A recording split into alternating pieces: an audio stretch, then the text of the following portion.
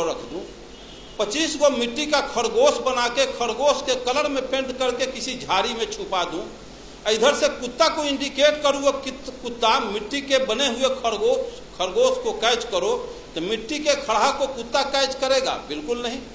मिट्टी के चूहा को बिल्ली कैच करेगी? बिल्कुल नहीं। जब मिट्टी के चूहा को बिल्ली नहीं कैच कर रही है, मिट्टी के खरगोश को कुत्ता कैच नहीं कर रहा है, लेकिन हम मानो माटी के हनुमान, शिव, शंकर, दुर्गा, पार्वती, गणेश बना के पेंट पोचारा करके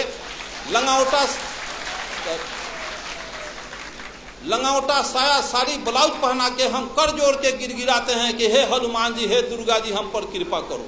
तो हनुमान के पास बैंक बैलेंस है कि 10-20 हजार से कृपा कर देगा? वो माटी के दुर्गा के पास लैंड प्रॉपर्टी है कि पटना में 2-4 कट्ठा रजिस्ट्री जमीन का कर देगा? इसका मतलब हम मानव असल नकल के पहचान करने में कुत्ता बिलाई से भी बदतर हैं। साथियों, आप अच्छी तरह से जानते हैं व्यवहार में, लेकिन ज्ञान के अभाव में हम रियलिटी पर नहीं पहुंच पाते हैं। जब यह दर्शन है कि ऊंची नीची भूमि अच्छी पैदावार नहीं दे सकती, ऊंची नीची भूमि अच्छी पैदावार नहीं दे सकती, उभर खाभर रोड रास्ता अच्छी गति प्रदान नहीं कर सकती, तो जिस समाज में ऊंच नीच छुआछूत के भेदभाव रखने वाले लोग क्या समाज राष्ट्र का कल्याण कर सकते हैं?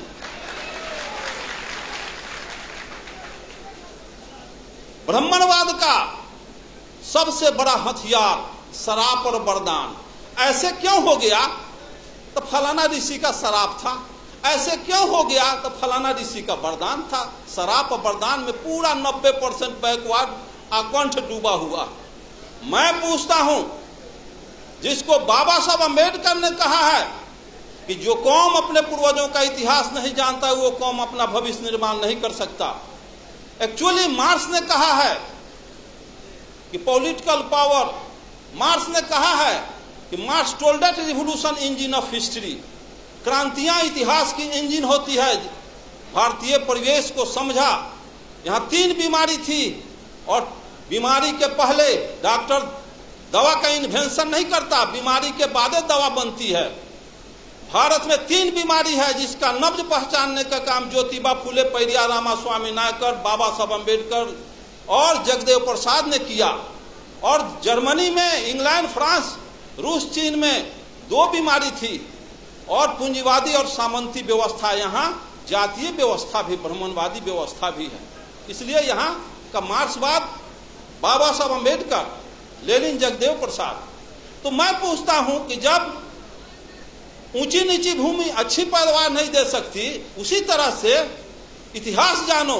712 ईस्वी में अरब के ब्राह्मणवाद का यही तकाजा है, यही बहुत बड़ा कि शिव के त्रिशूल से बचबा, विष्णु के चक्र से बचबा, इंद्र के वज्र से बचबा, जम के दंड से बचबा, लेकिन पंडित जी के शराब से न बचबा। चंद्रलोक पर भी चले जाओगे, धह लकड़ी लेखन जड़ जाओगे। तो 712 इतिहास देखो, 712 ईस्वी में अरब के मोहम्मद बिन कासिम 6000 पलटन लेके सिंध के दाही राजा पर हमला बोल दिया। दाही राजा की 60,000 पलटन धूल चाट के हार गई। 1026 में गजनी 30,000 फौज लेके पंजाब, राजस्थान होता गुजरात पहुंचा।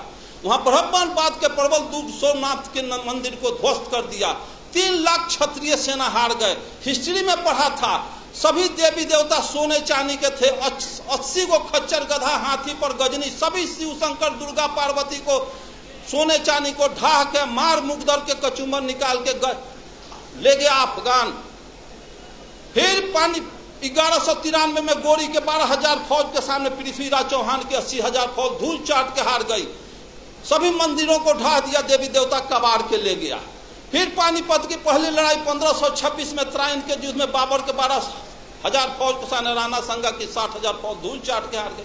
तो एक तरफ कहते हो कि शिव के त्रिशूल, विष्णु के चक्र, इंद्र के वज्र, जम के दंड से बचोगे, पंडित के शराब से न बचोगे। तो 712 में हार गए, 1026 में हार गए, 1193 में हार गए, 1526 में हार गए। देश गुलाम हो गया, देवी देवता लूट गई, बहु बेटी लूट गई, मार के गजरा मुल्ली की तरह काट दिया गजनी। और किसी को सरापना नहीं था कि गजनी गोरी को अंग्रेज को शराब देता तो बॉर्डर के वहीं पर लकड़ी लेखन धह धह जड़ जाता। तो ये शराब किसके लिए? ये तो कोयरी कुम्हार कानू कलवार तो यहाँ मुल्हर पर फंसौले बारी, गुह गोबर खिया के, अब पेशाब पिला के, यही हमारा दही चूड़ा खिलाएगा, यही दान दक्षिणा देगा। चलो उससे तक शराब। मैं पूछता हूँ कि इसमें इस रास्ते से बिजली की तार गई है, इसमें करंट प्रवाहित हो तो उसको तार को छुएगा आज तो करंट आज मारेगा कि 6 महीना के बाद मारेगा? तो जब सोमनाथ के मंदिर में सोने चांदी के देवी देवता गजनी के बाल नहीं टेढ़ कर सका तो गिट्टी छड़ सीमेंट का हनुमान मेरा बयाना बिगाड़ क्या देगा?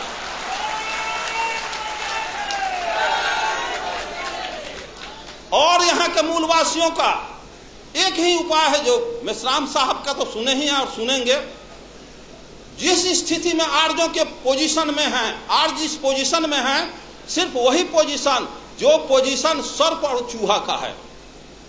सर्प जाता है चूहे के बनाया हुआ घोंसला में, घर में बिल में प्रवेश करता है और घरवैया को, उसके बाल बच्चा को भी खा जाता है, उसको भी खा जाता है और घर वो दखल कर लेता है। उसी तरह से यहाँ के आर्य बाहर से आया और यहाँ के मूलवासी घरवैया को खा गया, आज भी खा रहा है, घर वो दखल कर लिया। 90% बैकवर्ड गुलाम बना हुआ। इसको सोचना होगा, समझना होगा, जानना होगा। दुनिया के सारे लोग ब्राह्मणवाद के तिक्रम को समझ गए कि यहाँ के बैकवर्ड मूलवास अनुसूचित जाति के लोग नहीं समझे। 1945 में हिरोशिमा नागासाकी पर परमाणु बम गिरा तो ब्रिटेन के प्राइम मिनिस्टर चर्चिल का हृदय पिघल गया कि हिरोशिमा में, जापान में लाखों आदमी के निधन पर। तो इंटरनेशनल कमेंट किया चर्चिल और कहा कि हम अमेरिका को समझदार समझते थे लेकिन अमेरिका समझदार नहीं निकला। किसी राष्ट्र को बर्बादे करना था तो परमाणु बम काहे लग गिराया? भारत से 4 गो ब्राह्मण लेकर जापान में बसा देता, उसका सर्वनाश कर देता। तो 4 ब्राह्मण किसी राष्ट्र को बर्बाद कर सकता है। और जिस देश में घरे घरे ब्राह्मण बसा, अगुआड़ा पछुआड़ा ब्राह्मण मरवा गाड़ के छोड़ जात, सत्यनारायण झूठनारायण अंगना में बोला करके अपन कार्य को संपादित करता है, उस देश के बैकवर्ड को कभी कल्याण होने वाला है? पिछड़ा का कल्याण होने वाला है? जब 1919 में ब्रिटिश सरकार अधिनियम 7 के तहत ब्राह्मणों को जज बनने पर प्रतिबंध लगा दिया और यह कहा कि इनके अंदर न्यायिक चरित्र नहीं होता है, तो ब्राह्मण के सारे तिक्रम को अंग्रेज मुगल समझ गए, लेकिन यहाँ के माँ आज तक मूलवासी नहीं समझे हैं, जिसका नतीजा 90% 85% होने के बाद भी 10% सवर्णों आर्यों का हम चमचागिरी कर रहे हैं। साथियों,